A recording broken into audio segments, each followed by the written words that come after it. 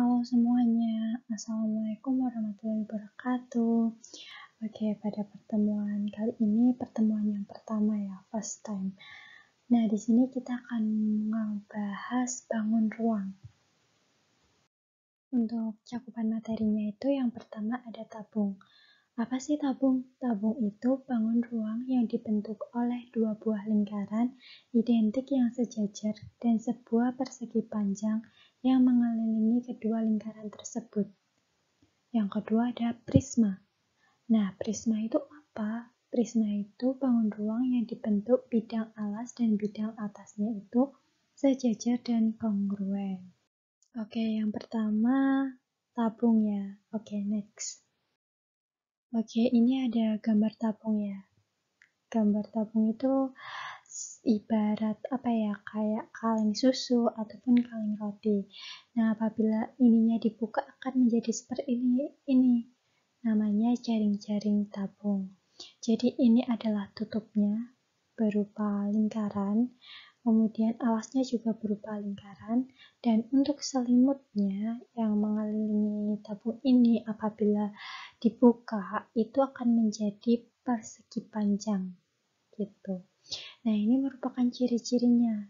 Yang pertama itu memiliki 3 sisi, yaitu sisi melengkung yang menjadi selimut silinder berbentuk persegi panjang, dan 2 sisi datar berbentuk bulat berupa tutup dan alas silinder yang sejajar. Yang kedua, memiliki luas penampang yang sama pada alas dan tutupnya. Ketiga, memiliki 2 rusuk yang melengkung berbentuk lingkaran. Yang keempat, tidak memiliki titik sudut. Nah, kemudian dari tabung ini kita bisa mencari volume dan juga luas permukaan. Untuk volumenya itu, V sama dengan P kali R kali R kali T. Karena ini sebenarnya itu adalah V sama dengan luas alas kali tinggi. Kan luas alasnya lingkaran, maka P kali R kuadrat dikali tinggi. Nah, ini diringkas ya, karena R-nya ada 2, jadi R kuadrat.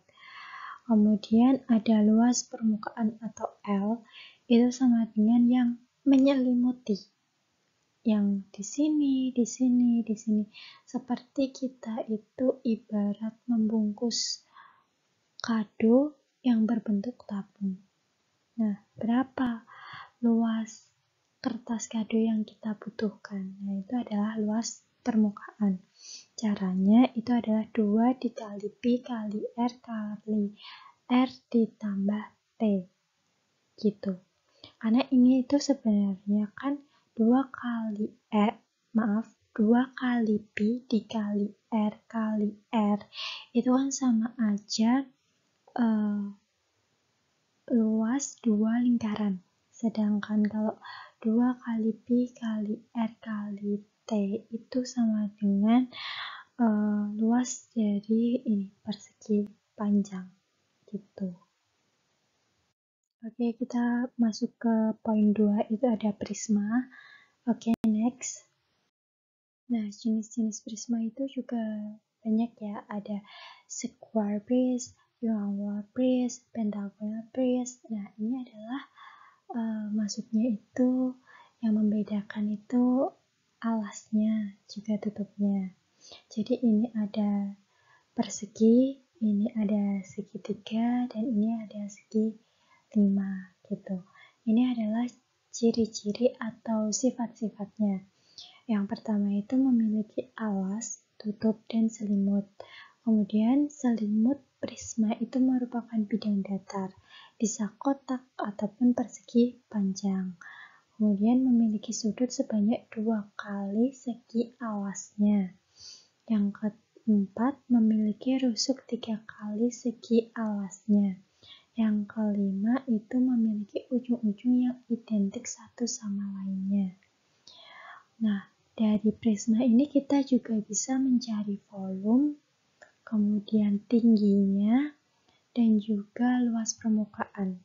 Untuk volumenya itu sama ya, sebenarnya sama tabung, yaitu luas alas kali tinggi. Intinya seperti itu. Tergantung luas alasnya nanti. yang diketahui berbentuk persegi ataupun segitiga ataupun segi 5 ataupun segi 6 dan sebagainya. Jadi intinya itu luas alas kali tinggi. Kemudian kita juga bisa mencari tinggi jika diketahui volumenya. Jadi T sama dengan V dibagi luas alas. V itu volumenya. Kemudian terakhir itu ada luas permukaan atau L. Jadi L itu sama dengan T dikali A1 ditambah A2 ditambah titik-titik ditambah AN sampai AN ditambah 2 kali luas alas sama dengan T kali keliling alas ditambah 2 kali luas alas. Jadi ini itu maksudnya kelilingnya, panjang sisi-sisinya. Nah, itu adalah prisma. Nah, ini rumus luas permukaan apabila prismanya segitiga, segi 4, segi 5, nah ini, ataupun segi 6 dan sebagainya. Jadi luas alasnya itu disesuaikan dengan bentuk prismanya atau disesuaikan dengan apa yang diketahui di soal. Oke, kita masuk ke example.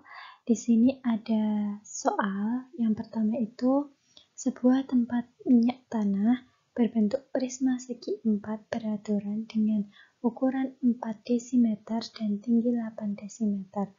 Hitung berapa liter volume prisma tersebut. Jadi volume prisma tadi ingat ya, luas alas kali tinggi. Karena luasnya ini berbentuk segi 4 beraturan, berarti dia akan mencari luas persegi, berarti sisi kali sisi. Sedangkan di sini diketahui 4.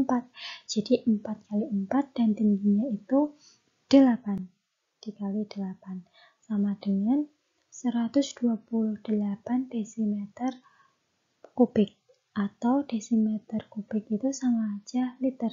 Jadi volume prisma tersebut adalah 128 liter. Oke, kita masuk ke contoh yang nomor 2, di mana soalnya itu sebuah bak penampung air yang kosong berbentuk tabung memiliki diameter 100 cm dan tinggi 160 cm. Selama 1 jam telah terisi seperempat dari volume keseluruhan. Banyak air yang diperlukan untuk memenuhi bagian yang masih kosong dari bak penampungan air tersebut adalah titik-titik cm kubik dengan B itu 3,14. Jadi yang pertama itu kan kita sudah tahu ya bahwa seperempatnya sudah terisi. Nah, kita suruh mencari yang masih kosong, yang belum terisi supaya bisa terisi penuh. Nah, jadi kita cari dulu yang kosong itu berapa bagian gitu. Caranya itu berarti 1 dikurangi 1/4 karena seperempat. Nah, 1 ini kan sama aja 4/4. Maka 4/4 dikurangi 1/4 menjadi 3/4. Nah, jadi 3/4. Setelah kita mengetahui bagian kosongnya itu 3/4, maka kita masukkan volume tabung sama dengan P kali R kali R kali T dikali 3/4 sama dengan 3,14 kali 50 kali 50 kali 160 dikali 3/4 sama dengan 942.000 cm kubik. Jadi air yang diperlukan untuk memenuhi bagian yang masih kosong itu adalah 942.000 cm kubik. Oke, kita udah sampai di exercise nih, soal latihan-latihan. Jadi kalian disuruh menyelesaikan soal di bawah ini yang benar. Wah, di bawahnya nggak ada ya. Oke, kita next ya teman-teman. Nah, ini adalah soal-soalnya. Ada nomor 1, 2, 3, lanjut 4, 5, 6, 7, 8, 9, 10. Jadi ada 10 soal latihan. Mungkin bisa dicoba ya. Dicoba dulu. Kan udah ada materinya. Nah, tinggal kalian kerjakan. Good luck, semangat. Oke, mungkin udah selesai ya untuk materi bangun ruang, tabung, dan prisma. Mungkin cukup sekian yang dapat kakak sampaikan. Kurang lebihnya kakak mohon maaf. Wassalamualaikum warahmatullahi wabarakatuh.